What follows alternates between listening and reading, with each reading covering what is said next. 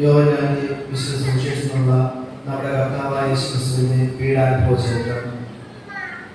അക്കാലത്ത് ശിഷ്യന്മാരുടെ കൂടെ കെദ്രോൻ അരുവിയുടെ അക്കരെയെത്തി. അവിടെ ഒരു തോട്ടം ഉണ്ടായിരുന്നു. അവൻ ശിഷ്യന്മാരെ അതിൽ പ്രവേശിച്ചു. അവനെ ഒറ്റിക്കൊടുത്ത യുവദാസിന് ആ സ്ഥലം കഴിയാമായിരുന്നു. കാരണം യേശു പലപ്പോഴും ശിഷ്യന്മാരുടെ കൂടെ അവിടെ സമ്മേളിക്കാറുണ്ടായിരുന്നു.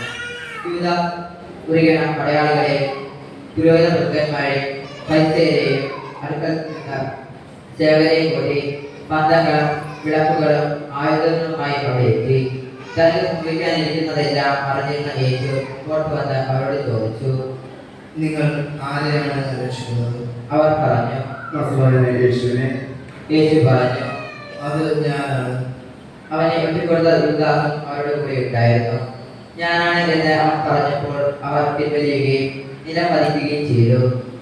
അവൻ വീണ്ടും ചോദിച്ചു, നിങ്ങൾ ആരെ അന്വേഷിക്കുന്നു? അവർ പറഞ്ഞു. യേശു പ്രതികരിച്ചു, ഞാനാണ് എന്ന് നിങ്ങളോട് പറഞ്ഞുവല്ലോ. നിങ്ങൾ എന്നെയാണ് അന്വേഷിക്കുന്നതെങ്കിൽ അവർ പിൻകൊള്ളട്ടെ. നീ എനിക്ക് തന്നവയിൽ ആരെ ഞാൻ നഷ്ടപ്പെടുത്തിയില്ല എന്ന് അവൻ പറഞ്ഞ വചനം പൂർത്തിയാകാൻ വേണ്ടിയായിരുന്നു ഇത്. ശിമയോൻ പത്രോസ് വാളൂരി പ്രധാന പുരോഹിതന്റെ ഭൃത്യനെ വെട്ടി അവന്റെ വലത്ത് ചെകിച്ച് എടുത്തു കളഞ്ഞു. ആ ഭൃത്യന്റെ പേര് മൽക്കോസ് എന്നായിരുന്നു. യേശു പത്രോസിനോട് പറഞ്ഞു, വാൾ ഉറയിലെടുക്ക. പിതാവ് എനിക്ക് നൽകിയ പാനപാത്രം ഞാൻ കുടിക്കേണ്ടതല്ലയോ? അപ്പോൾ പടയാളികൾ അവരുടെ അധിപനും യഹൂദരുടെ സേവകരും കൂടി യേശുവിനെ പിടിച്ചു ബന്ധിച്ചു. അവർ അവനെ ആദ്യം അന്നാസിന്റെ അടുക്കലേക്ക് കൊണ്ടുപോയി. കാരണം അവൻ ആ വർഷത്തെ പ്രധാന പുരോഹിതനായ കയ്യഫാസിന്റെ അമ്മായിയപ്പനായിരുന്നു. ജനങ്ങൾക്ക് വേണ്ടി ഒരാൾ മരിക്കുന്നത് യുക്തമാണെന്ന് യഹൂദരെ ഉപദേശിച്ചത് കയ്യഫാസാണ്. ശിമയോൻ പത്രോസും മറ്റൊരു ശിഷ്യനും യേശുവിനെ അനുഗമിച്ചിരുന്നു. ആ ശിഷ്യനെ പ്രധാനാചാര്യനെ പരിചയമുണ്ടായിരുന്നതിനാൽ അവൻ യേശുവിനോട് കൂടെ പ്രധാന പുരോഹിതന്റെ കൊട്ടാരമുറ്റത്ത് പ്രവേശിച്ചു. പത്രോസ് ആകട്ടെ പുറത്ത് വാതിൽക്കൽ നിന്നു. അതിനാൽ പ്രധാന പുരോഹിതന്റെ പരിചയക്കാരനായ മറ്റേ ശിഷ്യൻ പുറത്തു ചെന്ന് വാതിൽ കാവൽക്കാരിയോട് സംസാരിച്ച് പത്രോസിനെ അകത്ത് പ്രവേശിപ്പിച്ചു. അപ്പോൾ ആ പരിചാരിക പത്രോസിനോട് ചോദിച്ചു, നീയും ഈ മനുഷ്യന്റെ ശിഷ്യന്മാരല്ലേ? അവൻ പറഞ്ഞു, അല്ല. തണുപ്പായിരുന്നതിനാൽ കൃത്യരും ശേഖരം തീ കാട്ടിയിരുന്നു. പത്രോസും അവരോടൊപ്പം തീ കാട്ടിക്കൊണ്ടിരുന്നു. പ്രധാന പുരോഹിതൻ യേശുവിനെ അവൻ ശിഷ്യന്മാരെയും പ്രബോധനത്തെയും കുറിച്ച് ചോദ്യം ചെയ്തു. യേശു മറുപടി പറഞ്ഞു, ഞാൻ പരസ്യമായിട്ടാണ് ലോകത്തോട് സംസാരിച്ചത്. എല്ലാ യഹൂദരും ഒരുമിച്ച് കൂടുന്ന സിനഗോഗിലും ദേവാലയത്തിലുമാണ് എപ്പോഴും ഞാൻ പഠിപ്പിച്ചിട്ടുള്ളത്. രഹസ്യമായി ഞാനൊന്നും സംസാരിച്ചിട്ടില്ല. എന്നോട് ചോദിക്കുന്നത് ഞാൻ പറഞ്ഞതെന്ന് അത് കേട്ടവരോട് ചോദിക്കുക. ഞാൻ എന്താണ് പറഞ്ഞതെന്ന് അവർക്കറിയാം. അവൻ അത് പറഞ്ഞപ്പോൾ അടുത്ത് നിന്നിരുന്ന സേവകന്മാരിൽ ഒരുവൻ യേശുവിന്റെ കണം തടിച്ചുകൊണ്ട് ചോദിച്ചു, ഇങ്ങനെയാണോ പ്രധാന പുരോഹിതന്മാരോട് മറുപടി പറയുന്നത്? യേശു അവനോട് പറഞ്ഞു, ഞാൻ പറഞ്ഞത് തെറ്റാണെങ്കിൽ അത് തെളിയിക്കുക. ശരിയാണ് പറഞ്ഞതെങ്കിൽ എന്തിനു നീ എന്നെ അടിക്കുന്നു? അപ്പോൾ അന്നാസ് യേശുവിനെ ബന്ധിച്ച് കയ്യഫാസിന്റെ അടുക്കലേക്ക് അയച്ചു. ശിമയോൻ പത്രോസ് തീ കാണിച്ചുകൊണ്ട് നിൽക്കുകയായിരുന്നു. അപ്പോൾ അവർ അവനോട് ചോദിച്ചു, നീയും അവന്റെ ശിഷ്യന്മാരിൽ ഒരുവനല്ലേ? അവൻ നിഷേധിച്ചുകൊണ്ട് പറഞ്ഞു, അല്ല. പ്രധാന പുരോഹിതന്റെ ഭൃത്യരിൽ ഒരുവനും പത്രോസ് ചെവിച്ചേരിച്ചവന്റെ ചാർച്ചക്കാരനുമായ ഒരുവൻ അവനോട് ചോദിച്ചു, ഞാൻ നിന്നെ അവനോട് കൂടെ തോട്ടൽ കണ്ടതല്ലേ? പത്രോസ് വീണ്ടും തള്ളി പറഞ്ഞു. ഉടനെ കോഴി കൂടി. യേശുവിനെ അവൻ കയ്യഫാസിന്റെ അടുത്ത് നിന്ന് പ്രത്തോറിയത്തിലേക്ക് കൊണ്ടുപോയി. അപ്പോൾ പുലർച്ചെയായിരുന്നു. അശുദ്ധരാകാതെ ഭക്ഷിക്കേണ്ടതിനാൽ അവർ പ്രത്തോറിയത്തിൽ പ്രവേശിച്ചില്ല. അതിനാൽ പീലാത്തോസ് പുറത്ത് അവരുടെ അടുക്കൽ വന്ന് ചോദിച്ചു, ഈ മനുഷ്യരെ എന്താരോപണമാണ് നിങ്ങൾ കൊണ്ടുവരുന്നത്? അവർ പറഞ്ഞു. ഇവൻ തിന്മ പ്രവർത്തിക്കുന്നെങ്കിൽ ഞങ്ങൾ ഇവനെ നിനക്ക് ഏൽപ്പിച്ചു തരികയില്ലായിരുന്നു. പീലാത്തോസ് പറഞ്ഞു. നിങ്ങൾ തന്നെ അവനെ കൊണ്ടുപോയി നിങ്ങളുടെ നിയമം അനുസരിച്ച് വിധിച്ചുകൊള്ളുവിൻ. അപ്പോൾ യഹൂദർ പറഞ്ഞു, ആരെയും വിധിക്കുന്നതിന് നിയമം ഞങ്ങളെ അനുവദിക്കുന്നില്ല. ഏത് വിധത്തിലുള്ള മരണമാണ് തനിക്ക് വരാനിരിക്കുന്നതെന്ന് സൂചിപ്പിച്ചുകൊണ്ട് യേശു പറഞ്ഞ വചനം പൂർത്തിയാകാനാണ് ഇത് സംഭവിച്ചത്. പീലാത്തോസ് വീണ്ടും പ്രത്തോറിയത്തിൽ പ്രവേശിച്ച് യേശുവിനെ വിളിച്ച് അവനോട് ചോദിച്ചു, നീ യഹൂദരുടെ രാജാവാണോ? യേശു പ്രതിവചിച്ചു, നീ ഇത് സ്വയമേ പറയുന്നതോ അതോ മറ്റുള്ളവർ എന്നെപ്പറ്റി നിന്നോട് പറഞ്ഞതോ? പീലാത്തോസ് പറഞ്ഞു, ഞാൻ യഹൂദനല്ലല്ലോ. നിന്റെ ജനങ്ങളും പുരോഹിത പ്രമുഖന്മാരുമാണ് നിന്നെ ഏൽപ്പിച്ചെനിക്ക് തന്നത്. നീ എന്താണ് ചെയ്തത്? എന്റെ രാജ്യം ഐഹികമല്ല. ആയിരുന്നെങ്കിൽ ഞാൻ യഹൂദർക്ക് എത്തിപ്പെടാതിരിക്കാൻ എന്റെ സേവകർ പോരാടുമായിരുന്നു. എന്നാൽ എന്റെ രാജ്യം ഐഹികമല്ല. പീലാത്തോസ് ചോദിച്ചു. അപ്പോൾ നീ രാജാവാണ് അല്ലേ? യേശു പ്രതിവചിച്ചു. നീ തന്നെ പറയുന്നു ഞാൻ രാജാവാണെന്ന്. ഇതിനു വേണ്ടിയാണ് ഞാൻ ജനിച്ചത്. ഇതിനു വേണ്ടിയാണ് ഞാൻ ഈ ലോകത്തേക്ക് വന്നത്. സത്യത്തിന്റെ സാക്ഷ്യമല്ല, സത്യത്തിലുള്ളവൻ എന്റെ സ്വരം കേൾക്കുന്നു. പീലാത്തോസ് അവനോട് ചോദിച്ചു. എന്താണ് സത്യം? ഇത് ചോദിച്ചിട്ട് അവൻ വീണ്ടും യഹൂദരുടെ അടുത്തേക്ക് ചെന്ന് അവരോട് പറഞ്ഞു. അവനിൽ ഒരു കുറ്റവും ഞാൻ കാണുന്നില്ല. എന്നാൽ പെസഹ ദിവസം ഞാൻ നിങ്ങൾക്കൊരുവനെ സ്വതന്ത്രനായി വിട്ടുതരുന്ന പതിവുണ്ടല്ലോ. അതിനാൽ യഹൂദരുടെ രാജാവിനെ ഞാൻ നിങ്ങൾക്ക് വിട്ടുതരട്ടെയോ? അവർ ഉച്ചത്തിൽ വിളിച്ചു പറഞ്ഞു. ഈ മനുഷ്യനെയല്ല, ബറാബാസിനെ മതി. ബറാബാസ് കൊള്ളക്കാരനായിരുന്നു.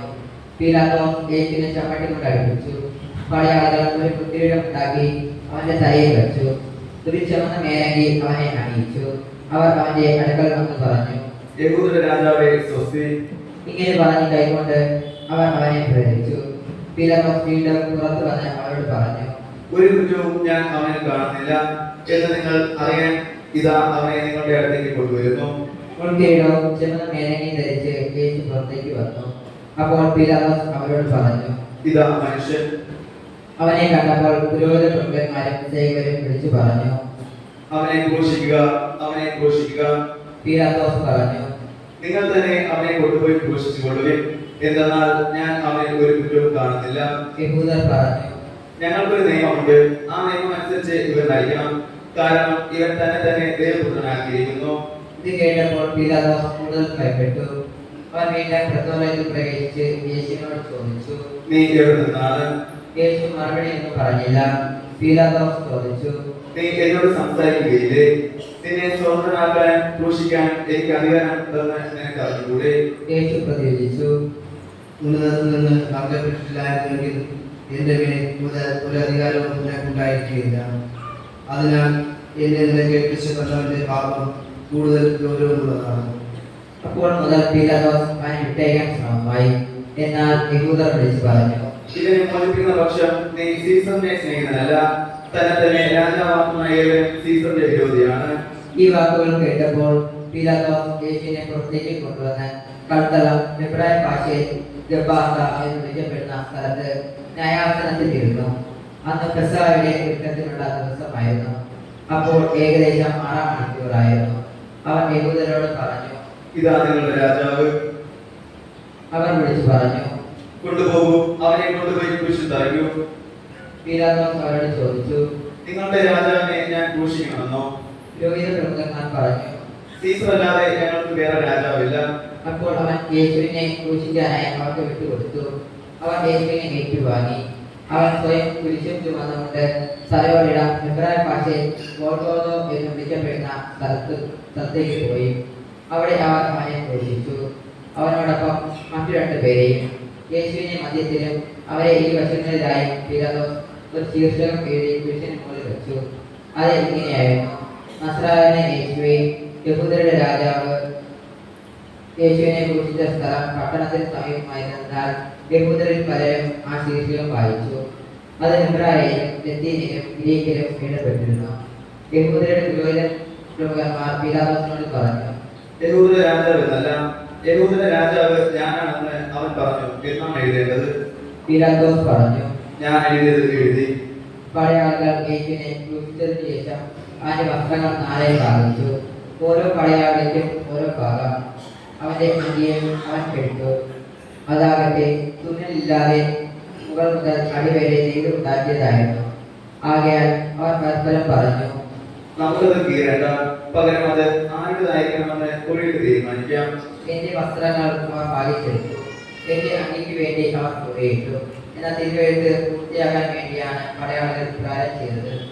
യേശുവിന്റെ കുരിശിനരികെ അവന്റെ അമ്മയും അമ്മയുടെ സഹോദരിയും ക്ലോപ്പാസിന്റെ ഭാര്യ മറിയവും മഗ്ദലേനയും നിൽക്കുന്നുണ്ടായിരുന്നു. യേശു തന്റെ അമ്മയെയും താൻ സ്നേഹിച്ച ശിഷ്യനും അടുത്ത് നിൽക്കുന്നത് കണ്ട് അമ്മയോട് പറഞ്ഞു, സ്ത്രീയെ, ഇതാണ് നിന്റെ മകൾ. അനന്തരം അവൻ മനുഷ്യനോട് പറഞ്ഞു, ഇതാ നിന്റെ അമ്മ. അപ്പോൾ മുതൽ ആ ശിഷ്യൻ അവളെ സ്വന്തം പാനത്തിൽ സ്വീകരിച്ചു.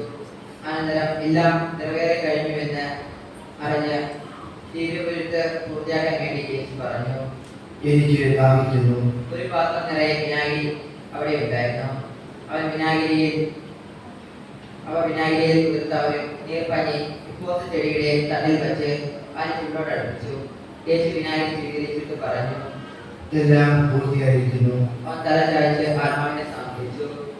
നമുക്ക് എല്ലാവർക്കും പുസ്തകം കൊടുത്തു.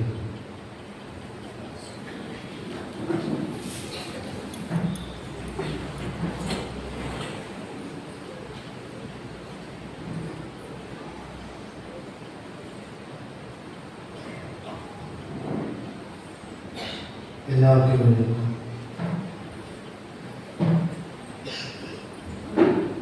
അത് സാപത്തിനുള്ള ഒരുക്കത്തിന്റെ ദിവസമായിരുന്നു.